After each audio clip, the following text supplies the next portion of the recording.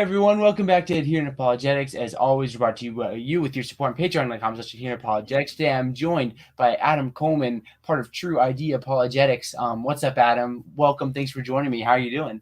Hey, doing good, man. Glad to be here, bro. Glad to be here. You doing all right? Yeah, man, I'm doing great. It's been pretty Cool, good. It's cool. exciting to see the NBA rolling back, and I know you like a little bit of Oh, yeah. basketball, so it's been good to see that happening, even though my Sixers lost to the Cavs by like 25 points or whatever a couple nights ago. What in the world? Really? I didn't even know that, man. Yeah, I'm a big basketball fan, man. Before I was in apologetics, I swore I was going to the NBA, and I had no justifiable reason to think so from a skills standpoint. But I just love basketball, so I just wanted to. I realized that my height and weight wasn't going to get me there, so I had to switch gears. And now I'm here, doing apologetics. Oh, yeah. It's my So much life story right there. today, for sure. Right, right. So just to start off, we're going to be talking today about apologetics and the African American community and all kinds of stuff along those lines. Yeah. Before we get into that topic, Adam, could you talk a little bit about like who you are, what you do, just things like that? Yeah, sure, man. So, again, I'm Adam Coleman. I'm the founder of Tru-ID Apologetics Ministries. We're a nonprofit organization centered around providing apologetics opportunities, particularly within the African American context. Some years ago, I got into apologetics. Like most people, I'm reading C.S. Lewis and William Lane Craig and John Lennox and a number of different folks. And I was just eating it up, man. And I came to realize that there were certain questions that people had within the African American context that require some attention, And so as I kind of wrestled with these questions myself, and these would be things like, is Jesus a copycat of Horus, which we hear around this time of year, quite a bit, or is Christianity the white man's religion and things of that nature? Is it somehow a contradiction to be a Christian and to be African American or Black or whatever? So I was, just kind of interfacing with those different objections to being a Christian or Christianity proper. And I realized that, there just needed to be some reasonable answers given to these kinds of things. And so as I was kind of wrestling with it myself, I decided, hey, why don't I jump in the game? So I started the Tru-ID podcast, and that's kind of matured into doing videos on YouTube. And actually, I do plan on re-releasing the podcast, or relaunching, I should say, the podcast in 2021. But that's essentially how I got into doing apologetics, man. Yeah, that's awesome. I'm looking forward to seeing the podcast come out again. But I think it'd be helpful just before we get into just like examples of like apologetics in the African American community, like what does scene look like?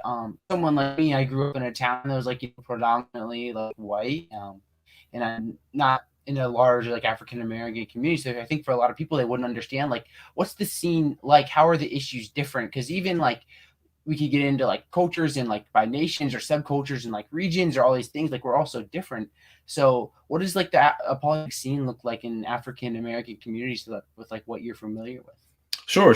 So it's kind of like I think that you can put it this way: movements against Christianity, they have stories, if you will, right? And so when we think about, for example, the new atheism, we think about how you got the old school atheists like your Bertrand Russells, your Nietzsche's, and so on and so forth, and then you have this kind of maturation into the new guys. You got your Sam Harris's, and then of course you had Hitchens and Daniel Dennett. Like it kind of you have this movement.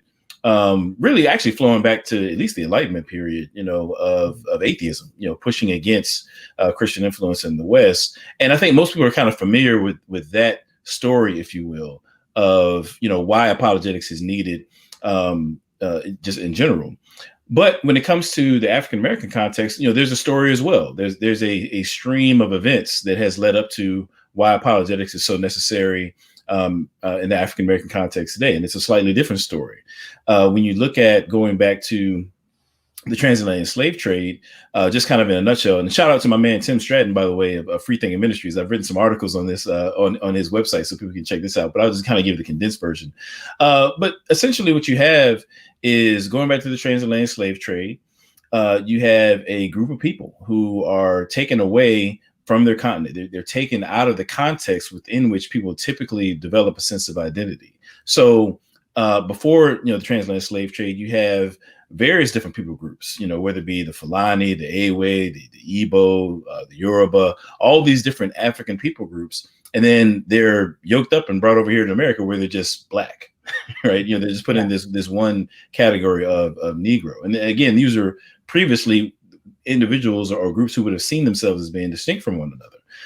But you're taken out of your context, you're taken out of, away from, those who speak the same language or identify with one another based on whether it be markers on the skin or their, form of spirituality and things of that nature. And you have this people group that are now reconstructing a new identity, right?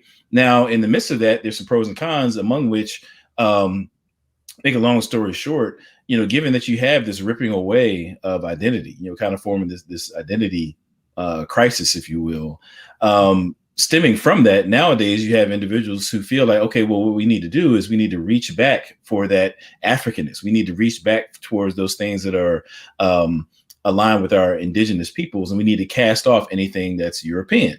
And the problem is that Christianity is seen among individuals, who feel that way often as being on the wrong side of that ledger. Christianity is seen as being something that's a European import to Africa, if you will, as opposed to something that's in alignment with African heritage or something along those lines. And so, unfortunately, you have people casting off that which they believe to be European, i.e. Christianity, and they're taking on other ideologies, worldviews, and so forth that they believe to be in alignment with their ethnic heritage. And so that's why you have the emergence of groups who are basically saying, hey, you're not just an African American, you're a Hebrew Israelite. That's one particular group that people may be familiar with. Or they may say that you're a Moor. There's a group called the Moorish Science Temple. They'll say that you're a Moor and you need to reach back to your Moorish heritage. Or you may have another group, where they say you're from Kemet. Kemet is the indigenous word for Egypt. And they'll say, well, you need to reach back to Egypt for your spirituality and so on and so forth. And so in a nutshell, you have these different groups who are all vying for the attention, of African people, saying, hey, your identity is this. And in accordance with that, you need to follow the path of this understanding of spirituality or what have you. And then you got your atheism in the mix as well. People just say, well, forget it all. God wasn't there for us. And, God, there's no good reason to exist to think that he exists. And we just need to get rid of that. And so you have like this kind of Afrocentric flavored version of atheism that's also present in the African-American context. And all of these different groups are presenting objections to Christianity that, quite frankly, for much of the church history, it just hasn't been targeted or responded to in a way that I think is adequate. And so you have the flourishing of these false ideologies and so forth. But now we've got a number of folks out here who are stepping up to the plate to respond to these things. And so it's an exciting time, to engage in apologetics in the African American context. Yeah. Shout out to my man Nate Tuditu, by the way. I see him in the chat. Definitely want to shout out my man. Yeah. Shout out to Nate, as always. It's so interesting, just the growth of apologetics recently, because I was just thinking about that. Like every week or a couple of days, there's a new apologetics channel or podcast or Twitter page or whatever, and it's growing so much. So it's really encouraging to see. So would you say, like, for example, some of my friends come from maybe like China, Vietnam, like Eastern Asia, and they come from like very atheistic backgrounds, and that's kind of like the big issue in terms of like apologetics and evangelizing to them is kind of breaking that barrier and showing them like religion isn't just like a thing of the past. So with like apologetic issues in like the African American context, like what do you think is like the biggest issue or the bigger ones? Is it like kind of like people trying to connect back to their heritage like before the transatlantic slave trade, or is there something else going on here? Good question. So I would say I would break it into three branches. Okay, well, let's start with two actually. So I want to shout out to Alvin Planiga, big fan of his, and OG Alvin Planiga. Yeah, the OG, man. Yeah, exactly. So in War in the Christian Belief, he has he breaks down how you got these two broad. And obviously I'm not saying he's the only person that's done it, but this is how I stumbled upon it. But he breaks down two forms of argumentation that you might see against Christianity. One would be like a de facto objection. And that would be, to say that there's something factually incorrect about Christianity, that's, claims that Jesus didn't exist or God doesn't exist, Jesus didn't rise from the dead. These are all things to claim that there's something factually untrue about what Christianity is bringing to the table. So that's your de facto objections. And then you have your de jure objection, or de jure. I always mispronounce it, but, de jure objections would be to say that there's some quality about Christianity that would justify rejecting it, but not necessarily on the basis of whether it's factual or not. And so planning it goes the direction of saying, that people are lobbying against us that Christianity is irrational. And, that's grounds to reject Christianity. And then, of course, he goes down the path with, Reformed epistemology to demonstrate how that's not the case. I would say that another form of de jure objections that we find in the African-American context is this notion of what I call ethnic betrayal. Is this notion that to engage in Christianity is to, in a sense, sin against your people, if you will, or against your heritage, if you will, right? Is that you become a turncoat, against Africans and African culture. And that's a very real thing. So when people, make claims like, is Christianity the white man's religion, or that Christianity is the white man's religion, and that it's somehow you're a coon if you're a Christian, or, things of that nature, that's really what they're saying. They're saying that you've turned your back on something, on that Africanness, and that's, warrant enough to reject Christianity. So we see objections to Christianity from those two streams. Okay. So, you do have, so let's start with the de jure. So when it comes to answering questions about Christianity supposedly being, the white man's religion, what we find ourselves doing is providing historical context and just education for people in terms of the 2,000 or so years history of Christianity on the continent of Africa, with about 1,400 of that coming before the transatlantic slave trade. We talk to people about the various figures, and if we want, we can get into some of these. But we talk about the contributions of African peoples to church history, to Christian history, and so forth. I've got whole lectures on the misconception that Christianity was just beaten into the slaves, and that's kind of the end of the story. I mean, there's this very dynamic picture, historical picture, that we can read through slave narratives and the records that we have available, and to see that it wasn't just this matter of African enslaved persons being beaten into Christianity, but there was much more going on there that needs to be taken into account, such that nobody should feel ashamed, of being an African American and being a Christian today, but rather we can stand on the shoulders of those who did endure chattel slavery, and in the midst of that, we're still able to discern the truth of Christianity. So, in those kinds of ways, we can deal with those objections there from the jure standpoint. But then also, we do get some of the same types of objections that you would find in any other context, like God, the notion that God doesn't exist. And so we find ourselves, giving defenses along those lines, particularly in regard to this issue of slavery. I think a large chunk of the objectives that we get revolve around this, the problem of suffering, or just various shades of the problem of evil and the problem of suffering, or leveraging, this supposed moral dilemma of slavery against Christianity. So we run into all those kinds of things. Shout out to Warrior Woman in the chat. See her in there as well. MJ Jackson as well. Glad these guys showed up. And Benjamin, who says this guy Adam has some pretty amazing shirts. I'm wondering if people can buy them. Yeah, shout out to my man Ben. Yeah, Ben's my guy, man. Yes, they can buy them, and I can maybe put the link in the chat. He's a better marketer of my merch than I am, so yeah, I appreciate it. I'm sure Nate or Ben, someone will do that in like 2 seconds. Yeah. Something so interesting I'd love for you to talk about for a second is just like the rich roots of Christianity in Africa. Sure. Like I've been reading Tom Holland's work. I think it's called The Dominion, or for exact, it's called Dominion. He's talking about like the history of Christianity and like how it impacted the world. And it's interesting is one of the first schisms to ever happen among the church happens in Carthage, which is like modern day Tunisia, which is in Africa. And it's talking about like how some people would like burn their Bibles when they were persecuted, and like people are like, what do we do with these people who call themselves Christians and they want to come back to the church, and they like burn their Bibles and kind of denied Christ. And it's like, what do we do with this? So that's just random. That's interesting. But like, what do you think about like the African roots of Christianity? Sure. Well, I mean, I've got to give a shout out to my guy Vince Bantu, Dr. Vince Bantu, excuse me, who's written a whole book on this stuff. I think it's called A Multitude of All Peoples. I'm not sure if I have it behind me or not. Probably do have it in here somewhere.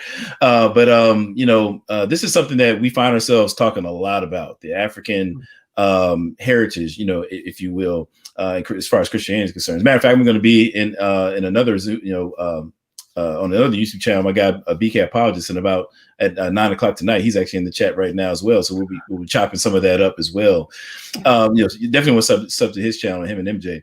But when it comes to this notion that somehow African peoples were latecomers in the Christian story, I mean, that's just demonstrably false. I mean, quite frankly, we could start with the very pages of scripture. We can go to Acts chapter 13, where we're talking about Simon, the Niger or Niger, depending on how people want to pronounce that, who, seems to be a person of African descent, who is involved in the establishing of the church in Antioch and commissioning, the apostle Paul to go forth on his mission trip. We can start there in scripture. Now, obviously, with many of the groups that I'm dealing with, they don't really have a high regard for scripture. And so, I typically begin with the historical data, just straight up. And so before you even get out of the first century, you already have the presence of Christianity in Africa, in places like you mentioned, like Carthage, for example, North Africa, or as well in Alexandria, Alexandria, Egypt. As a matter of fact, that the first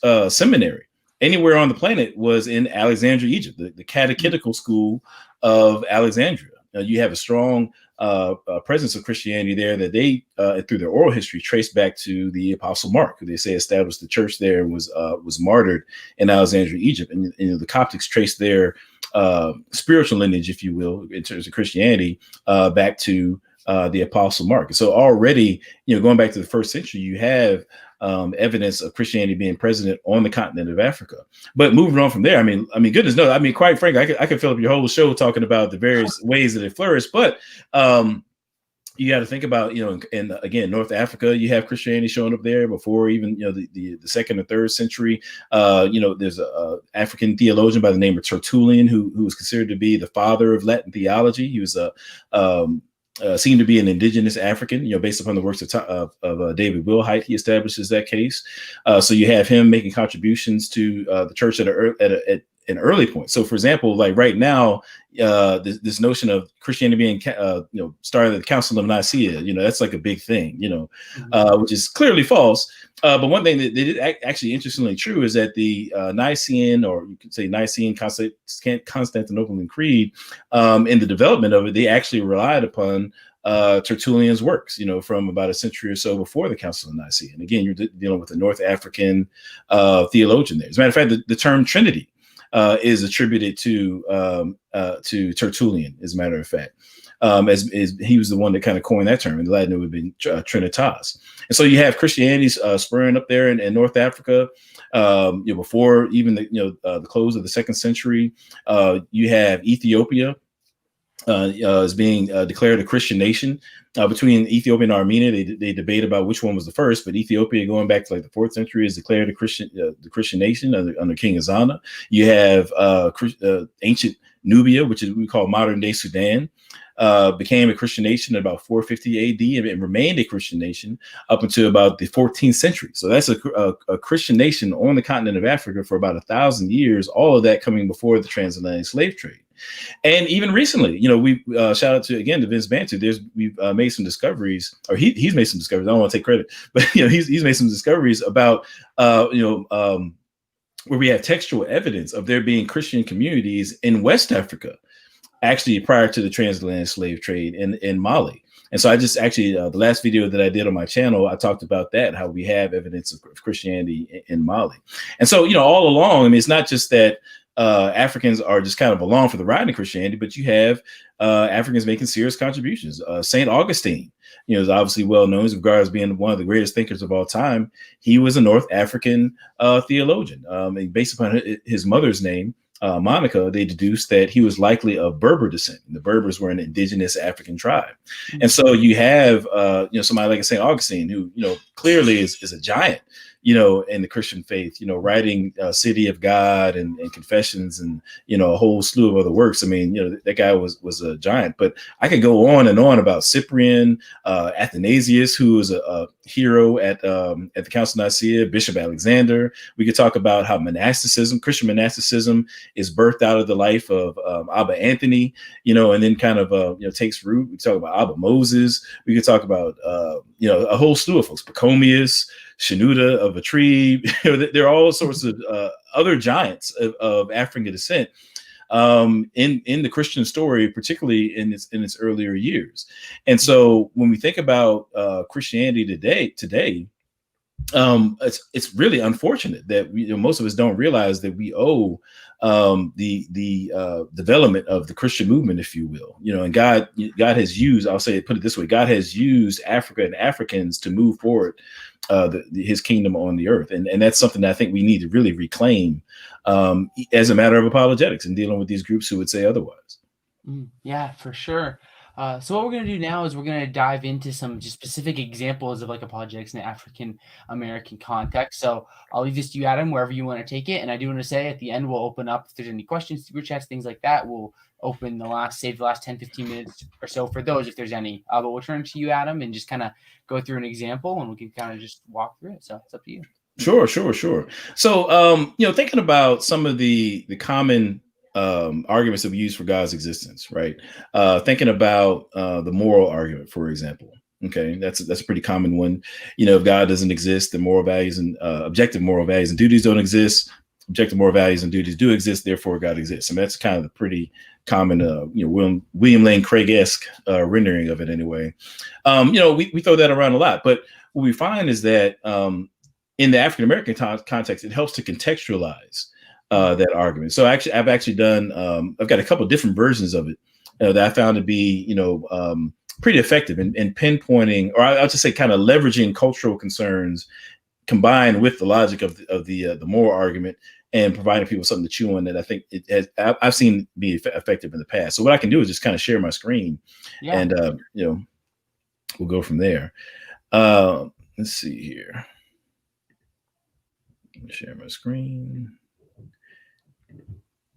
Awesome. Okay. Oops. Man, you made a whole 79 slide presentation just for me. Yeah.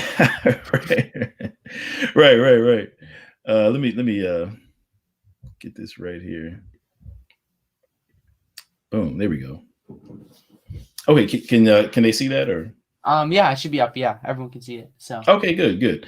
And so, one of the main objections that we run into against Christianity is this issue of there being professing Christians who were involved in the transatlantic slave trade, to some extent, the church, if you will, as in the people involved in the transatlantic slave trade.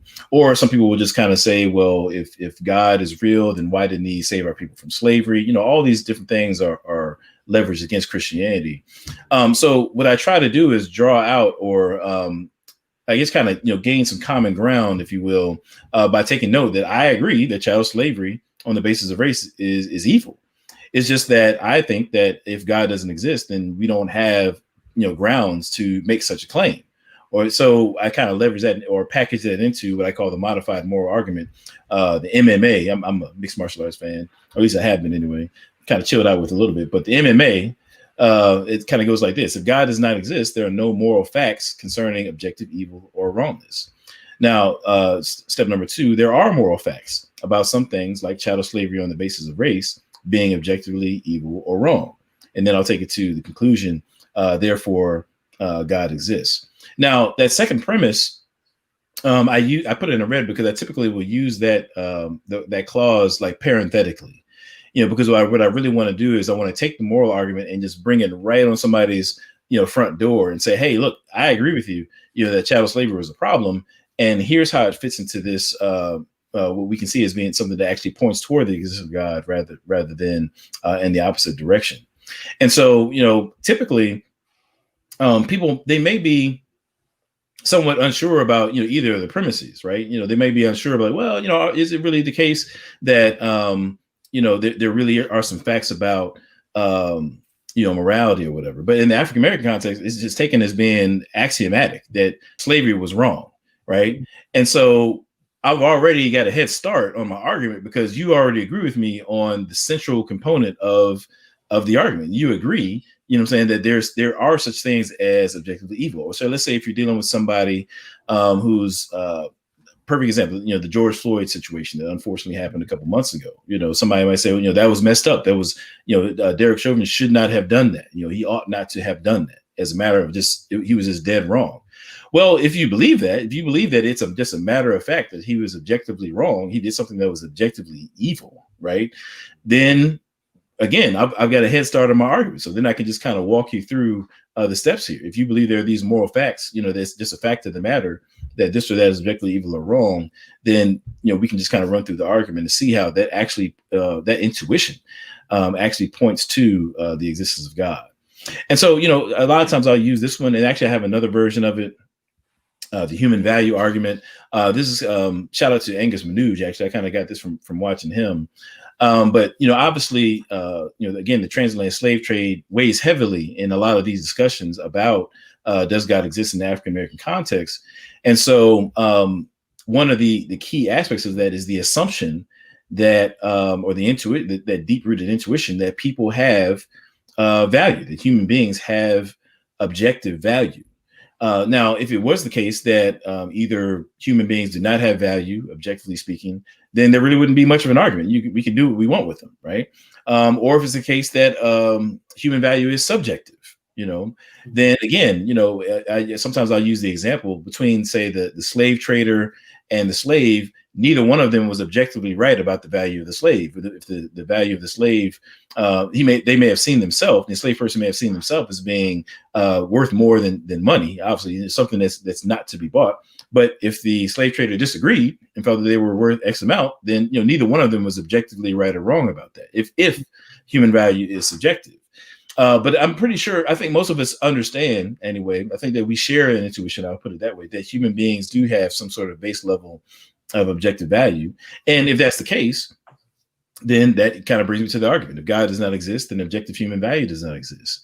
Objective human value does exist, therefore God exists. And so usually when I'm proving the first premise, I'll kind of walk through that. What does it look like on a materialist perspective? Like where do you derive value from?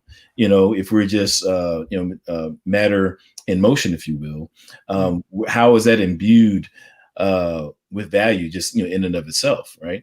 Matter is not a feature, value, rather moral value is not a feature of the natural world. It's not like you can put moral value like in this bottle of water right here and scan it for moral value, or my left hand or something like that. You can't find how many ounces of moral value I have in my pinky or something. It's just not that kind of a thing. It's something that is outside of the physical realm. And so we kind of walk through some of those pieces of evidence for that first premise there.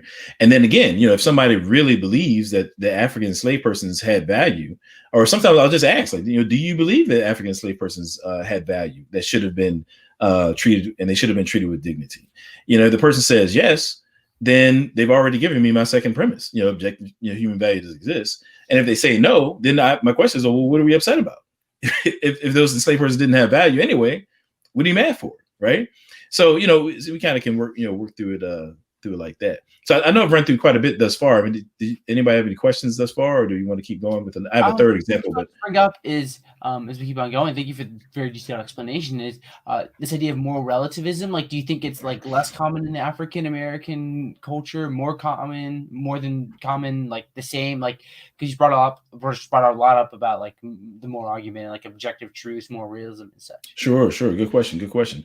Well, I think that it's the notion that morality is relative is non-traditional. I put it that way. And the reason why I frame it that way is because throughout we're just talking about African Americans, but throughout our history, we've tended to have a fixed idea that as most people do actually, that there is a moral right and wrong to things. Like there's a fixed point of morality. However, amongst, I would say, like millennials and I guess I get them mixed up between which one is younger, millennials and Gen Z or whatever. But the newbies in the community, this notion of there being more flexibility from a moral standpoint, that seems to be gaining some traction. And so at least on the surface, people will give some sort of lip service or to the notion that you have that there may be some relativity to morality. But if you press people hard enough, and kind of just maybe kind of have think a little bit, then I think that most people, you can still work them back to the realization that there is an objective morality. So, for example, you really can't make sense of the whole Black Lives Matter movement, if it's not the case that it's objectively true that Black Lives Matter. If actually, matter of fact, I wrote an article called "Black Lives Don't Matter," because if naturalism is true, then no lives matter, right? Mm. So I've got a whole article kind of working through that. But I think that when you kind of bring people to a rubber meets the road scenario, even those who initially say that, they think morality is relative, they can eventually understand that, actually, no, there is something more concrete there. Mm. Mm-hmm. Yeah, I think that it was something really interesting that came up is I don't know if you're familiar with like the Phil Papers, like philosophers survey that they did like maybe like 10, 15 years ago. Are you familiar with that? Yeah, you're talking about as far as who's a naturalist and who's not, or Yeah, that, yeah, that yeah. So yeah, like, yeah, are you an atheist? Are you a theist? Are you a Platonist? Are you a yeah. nominalist? Mm-hmm. All basically everything. And it was interesting. I think in that survey, only about like 15 or 20% of philosophers were theists, like believed in God, and about 70% were atheists, I believe. But if you go into that same survey, like I think it's like 55% of them are moral realists, which is something so Yeah, interesting because it would seem like yeah. more people have an issue with like the idea of attaching moral values to God in terms of like non-Christian philosophers, and the idea that there actually are like objective morals. So just really, Well, yeah, I think it's because, one reason is that when you're dealing with this issue of morality, which is actually why the study of morality is one of my favorite areas of philosophy to study, is that it just gets you right in your life. You know what I'm saying? It's your everyday. You encounter moral decisions all the time. And the reality is that we all have these moral intuitions that any solid theory of morality has to account for, right?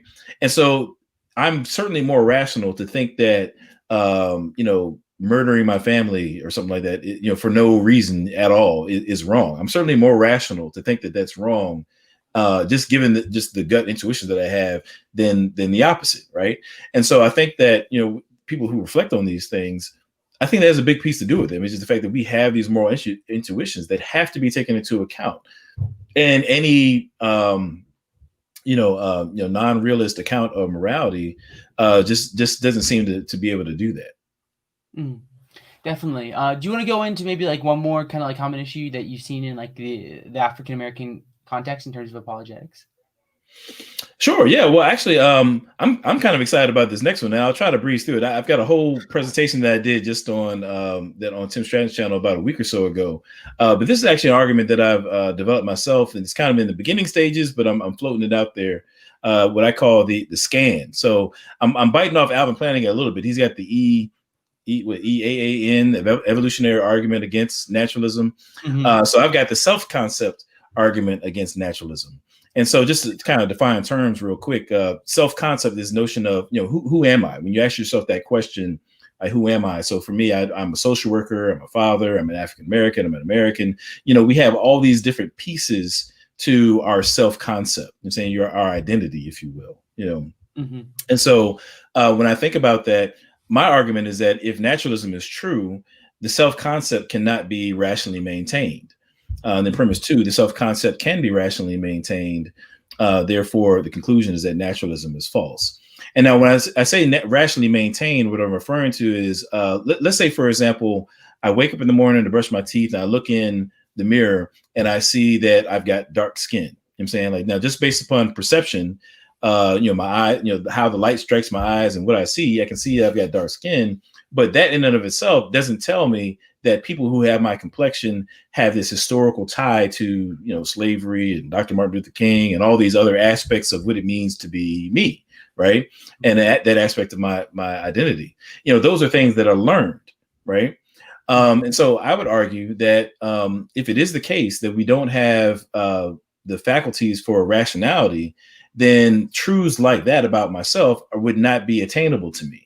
And so I argue that, whether it be what we call qualia, or whether it be mental causation, these aspects, these building blocks of rationality, I argue don't fit well within a naturalistic paradigm. And given that that's the case, I then can't rationally sustain my self-concept, because those components to rationality are necessary for me to know things about myself. And so, like, for example, mental causation, I just mentioned it a second ago. Mental causation has to do with the idea that thoughts, or the content of propositions, can cause, other thoughts. So if I say Socrates is a mortal, Socrates is a man, all men are mortals, therefore Socrates is immortal. In order to get from step one to the conclusion, you've got to know something about, or you got to be able to process something about the content there and have some bearing on how you get to the conclusion, if you will. And so I'm saying that type of process is impossible if it is the case that essentially, the mind is just a matter of atoms bouncing around, in my brain. If that's really at bottom, what the mind is, then I'm arguing that content-driven process of coming to conclusions isn't possible. So that's just one example. But in terms of being able to rationally maintain our self-concept, I'm saying that on naturalism, you don't have the necessary resources like accounting for qualia, mental causation, intentionality, the aboutness of our thoughts, things of that nature to really account for it, and therefore, I would say that naturalism is false. Mm. Yeah, I think it's a really interesting argument. I think there are like atheist philosophers who would go down the route of just denying that their own existence in a sense, kind of with this argument. Because if you follow like a very strict like naturalistic determinism, like all the way through, that's kind of what you get. One thing I'm curious about with your argument is like, is this almost like kind of like a version of an argument from consciousness where like, you talk about like Moreland's done a lot of work on this. He's like, just through introspection, you can like just introspect yourself and kind of realize like you're somebody. Like you have this like identity, so to speak. So is this like kind of like in the line of like maybe like blending together an evolutionary argument against naturalism and like an argument from consciousness? Like where do you think it follows with like philosophical arguments? Good. Yes. So it's definitely a derivative from the argument from reason. I'm a big fan of Victor Reppert. I've got his book, C.S. Lewis's Dangerous Idea. And so his on the Blackwell Companion of Natural Theology. I just started reading his entry today. Good. See, there we go, man. Look at that. Cool. Yeah, exactly. So Victor Reppert is going to argue kind of, again, I keep using this example, but something like intentionality, qualia, mental causation, the laws of logic. Like he's going to say that these things aren't well, I think he takes an inductive approach, but he'll say that these things aren't likely on a naturalistic paradigm, or that naturalism can't account for these things. I'll just put it that way, right? And so for me, I'm kind of like one step removed from that, where I'm saying I'm not just saying that these things aren't don't fit within a naturalistic paradigm, but there are fruits of those aspects of our conscious life that we don't have access to those fruits, if you will, one of which being this notion of self-concept. So it's definitely, this argument is definitely a derivative of the argument from reason, for whatever reason, pun intended. I've really been, digging in on the contingency argument and the argument from reason over the last, 6 or so months. And this is kind of flowing out of that. And really what it is that, like I talked about with this idea about identity and kind of, in the African-American context is just a big deal in terms of accounting for that identity. I kind of wanted to develop an argument that pointed people towards the truth of the biblical worldview, harnessing something that they're really concerned about. And so this is like an intersection between one of my favorite arguments, the argument from reason, and the contextual concerns that I've been running into. So I'm saying that for at least that the atheists or the naturalists, I'm arguing that, hey, you believe that somehow Christianity is antithetical, to our Africanness, or if you will, but to even account for that, your worldview just doesn't have the necessary resources to account for your identity claims, if you will. And so, yeah, there's so much more to it that I can unpack. I know we want to get to some questions, but I'm pretty excited about this one in so much as it fuses the argument from reason with stuff that we run into in urban apologetics. Yeah, lots of fun stuff here. We do have about 15, 20 minutes left before we wrap things up here. There are no questions at the moment, so if there's questions, feel free to put them in the live chat. But if you want to unpack this argument more, because it's a really interesting argument, it's definitely unique, feel free to. Or if you want to go to something else, wherever you want to go. Great, yeah, I can just share a couple things. I'll try to be as concise as I can. So I need to bring it up myself so I can know what I'm saying here. Did you want me to put it back on the screen, or should I just? Yeah, whatever works best for you. Well, I'll just talk about it. So when I initially started out with this argument, I kind of had it structured in such a way that it just highlighted our identity claims. Like, can we rationally affirm our identity claims? So again, I gave the example, like if I'm looking in the mirror and I see my skin, that doesn't tell me the history of my people, right? That's something that I need to glean from study and learning and so on and so forth. And so that's kind of where I started. I'm like, what? Actually, if we don't have this access to rationality, then we can't rationally affirm our identity claims. But then as I began to study on what identity is and what the self-concept is, I began discovering that there's this dynamic, robust literature, on the self, right? And there were so many other things that I can, kind of pull together and co-opt, if you will, for my argument. So when we think about the self, there's like two main theories. One of them is identity theory, and then the other one is social identity theory. And in a nutshell, identity theory is like the psychologist's approach to understanding, who we are, kind of just on the inside. And they're really focused on things like, what role that we take on in any given social situation and things of that nature. Whereas as social identity focuses on what category or what groups that we align ourselves with. So whereas the psychologist might say that, I develop my identity around things like being a father and that role that I have or whatever, where the sociologist would say, well, no, actually, the loci of our identity revolves around the groups that we align ourselves with, Now, just think about this, right? If everything that you believe is really just a product of the atoms bouncing around your brain, right? Mm-hmm. Then there's really no reason to think that from moment to moment, our identities should cohere with the social context that we find ourselves in.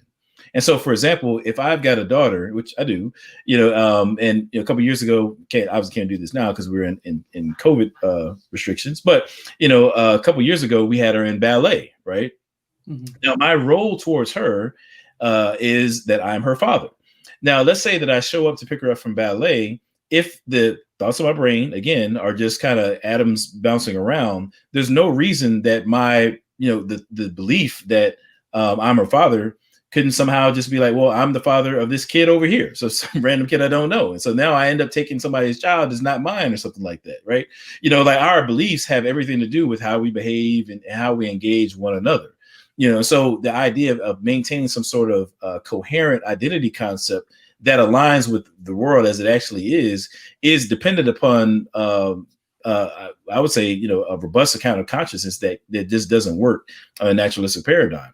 Or I could say, what if I say that I'm an African American, and I don't mean to be offensive here, but I just think this is funny. But there's this Dave Chappelle skit where he's like a blind white supremacist, and he's like, he can't see, and so he's going to like, KKK rallies and things of that nature. Like what, who's to say that I could, even though I'm an African American, like I could just, my mental faculties could just burp into existence this notion that I'm, white supremacist, and so I'm going to these different, KKK rallies and things like that. I mean, that probably wouldn't work out too well for me, right? But the idea is that if our self-concept can't be rationally sustained, those things should be happening all the time. We should be living lives that are incoherent from an identity standpoint. So, that's I see we have some questions coming in, so maybe I'll pause there. Yeah, that's great. We'll go to a little bit of questions here to wrap things up here for about 10 more minutes. The first thing we have is a super chat from Sihifedo. Said, Rita, thank you so much for super chat. Appreciate the support as always. He says, idealism versus naturalism. How is identity determined? Before we give you a chance to respond, I'll just hash this out very briefly. Like, idealism is the idea that everything basically stems from the mind, God's mind in a sense, in my very rough definition of it, and I'm sure Adam can denounce it better than I do. And then naturalism is an idea that, there is within some sort of like causally closed system. There's no gods, anything like that. So what do you think, Adam?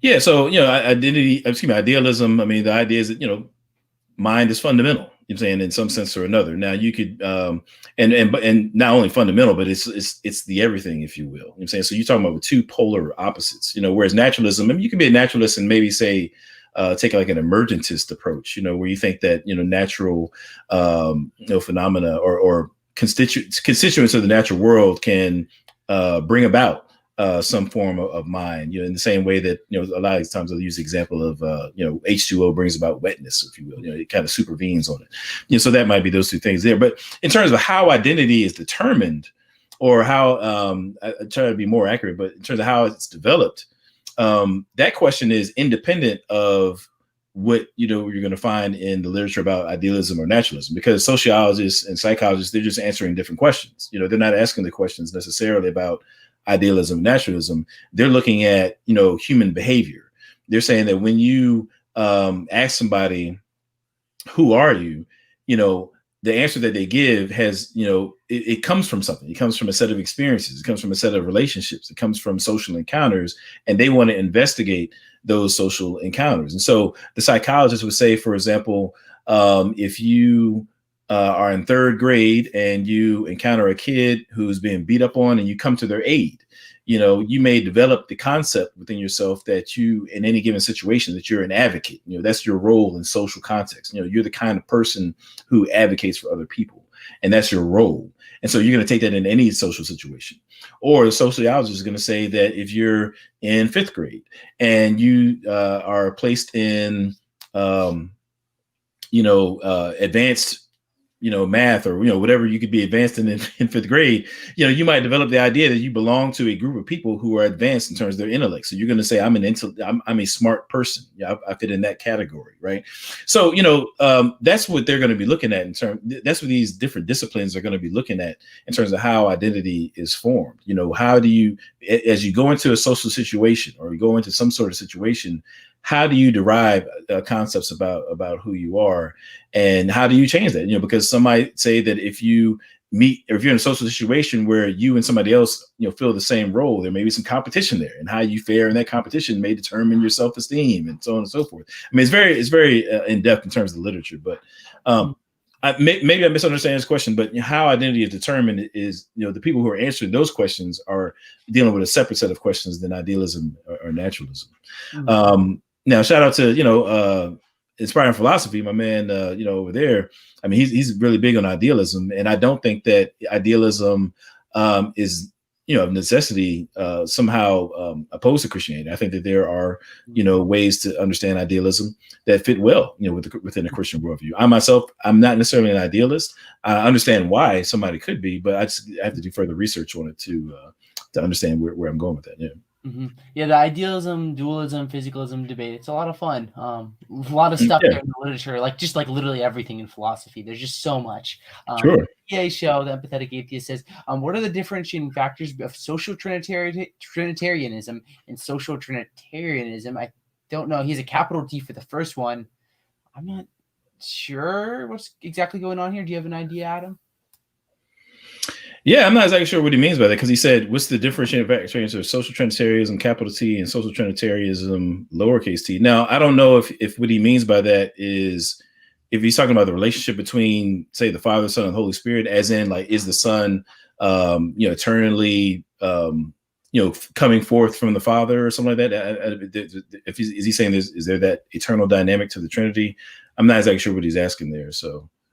Yeah, but I guess that's how it's interpreted. I guess the social dynamic of the Trinity, maybe, is that, if that's what he's saying, then maybe I could kind of go at that. But he said a relative identity Trinitarianism. I guess he's what he means for the second one.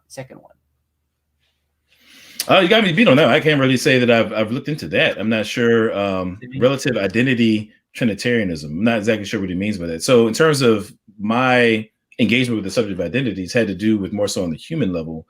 From a Trinitarian standpoint, I mean, we can say, I guess you got to get into logos theology and what you believe about, some of the early church fathers and them saying that, God eternally flows forth from, the word, or, Jesus eternally flows forth from the Father, and kind of what weight you put on that. But personally, I don't, if that's what he's getting at, I don't really have a take on that per se. It doesn't necessarily intersect with, my argument from identity. But hey, you might just be too rich for my blood on that question. I'm not really sure. Yeah, pretty smart man, So who knows? Thank you for your question, though. One more question here, also from the show. It says, on the moral argument, why should you not murder your family, so to speak? Well, yeah. So I think that well, let's start from two places. Number one, I think that I'm within my rational grounds to come to the conclusion that it's wrong to murder my family. I think I have this deep rooted intuition, that something like that is indeed wrong. Now, the question is, what accounts for that deep intuition? I'm going to say that I don't think that there's a naturalistic paradigm that can account for it. However, on the biblical worldview, I think I've got more than enough, of a framework to account for the deep intuition that I have. And I would say that most people probably share, quite frankly. I think, most of us will probably agree that murdering people for no good reason is wrong. But in terms of why it's wrong, I think the theist is going to be able to give a better answer than not. So from my perspective, I do think that our moral intuitions put us in touch with a moral reality that at its foundation, you find God as being the essence, or the very, what it means to be good. I'm saying now, In other words, there's an identity relation between God and what our terms of like good are pointing to, if you will. Okay, gets into some moral semantics there, but in so much as our intuitions put us in contact with God's moral nature, we have a sense that can guide our interactions with one another and with Him, with our environment, and so forth.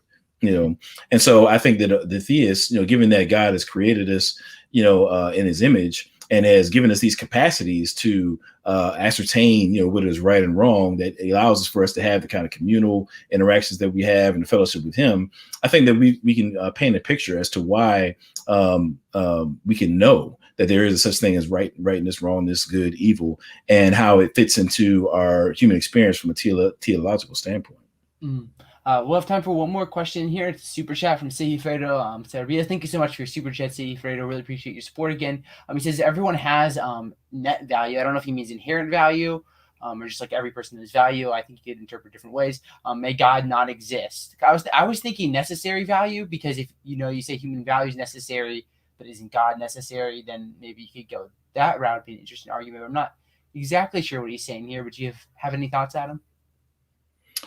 Yeah, I mean, as far as net value, I don't know what he means, but I guess if he is referring to like inherent value, again, I agree. I do believe that everybody has inherent value, but now, being a good philosopher, we're going to have to talk about what do we mean by inherent? Like, do we mean inherent as in something that is innately derived from, that substance or entity, or are we going to talk about something that is just, I'll just say, is inextricable, from the entity that we're talking about. I think that, when I think about inherent value, of persons, or quite frankly, anything other than God, I think that these are contingent, inherent, yet contingent, if you will. I'm saying, I think that God is the basis of moral value.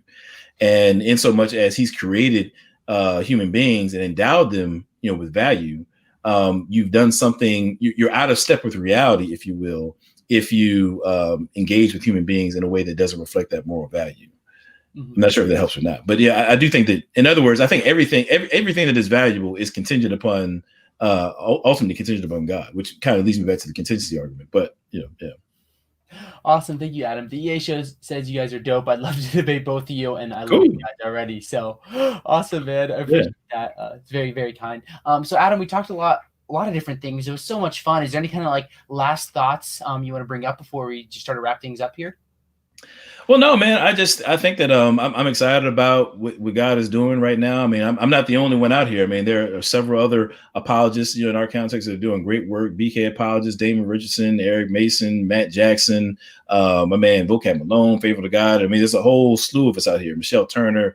It's been a bunch of people that I'm forgetting right now, and I'm going to pay for it later. But we got a lot of great people out here, man. And I think that what I would encourage people to do is, I think that apologetics is at its best when we are intentional about serving people.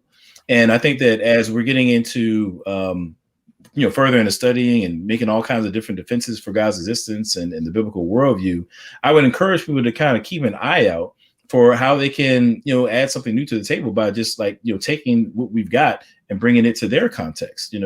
I think that there is a budding diversity within the apologetics world that needs to continue to bud.